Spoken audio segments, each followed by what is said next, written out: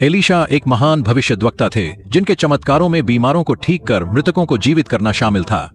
लेकिन एलीशा भी हमारे जैसे ही एक इंसान थे और उनका जीवन अंततः समाप्त हो गया। बाइबल हमें दूसरे राजा 13:14 में बताती है, अब एलीशा उस बीमारी से पीड़ित था जिससे उसकी मृत्यु हो गई। यद्यपि एलीशा परमेश्वर की शक्ति से संपन्न थे, वे दर्द से बच नहीं सके। यह हमें याद दिलाता है कि हमारा विश्वास कितना भी मजबूत हो, जीवन की चुनौतियां आएंगी। हालांकि परमेश्वर हमें उन पलों में भी अपने उद्देश्य के लिए प्रयोग कर सकते हैं। उनके निधन से पहले इस्राएल का राजा उनसे मिलने आया। राजा ने एलीशा से रोया और कहा, मेरे पिता, इस्राएल के रथ और घुड़सवार। दूसरे राजा 13:14। इससे पता चलता है कि एलीशा की बीमारी के बावजूद कितना सम्मानित था। एलीशा ने इस्राएल के दुश्मनों पर विजय की भविष्यवाणी की।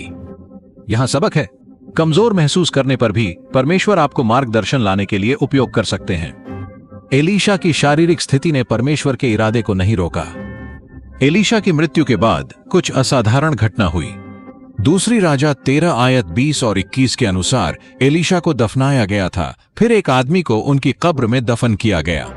अचानक हमलावरों के डर से पुरुषों ने उस आदमी का शव एलीशा की कब्र में डाल दिया। जब उस आदमी का शरीर एलीशा की हड्डियों को छू गया तो वह जीवित हो उठा। यह चमत्कार दर्शाता है कि एलीशा की मृत्यु से ईश्वर की शक्ति खत्म नहीं हुई। यह ईश्वर के कार्य के शाश्वत होने का प्रमाण था। एलीशा का जीवन और उनकी हड्डियां परमेश्वर की योजनाओं की घोषणा करती रहीं।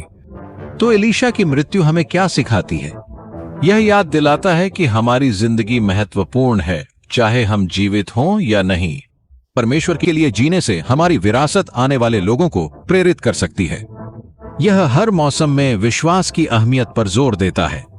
एलीशा ने अपने सबसे कमजोर क्षणों में भी परमेश्वर पर भरोसा रखा, जिससे उनका जीवन जीत में समाप्त हुआ। उनकी मृत्यु उनकी कहानी का अंत नहीं थी, बल्कि एक प्रेरक विरासत की शुरुआत थी।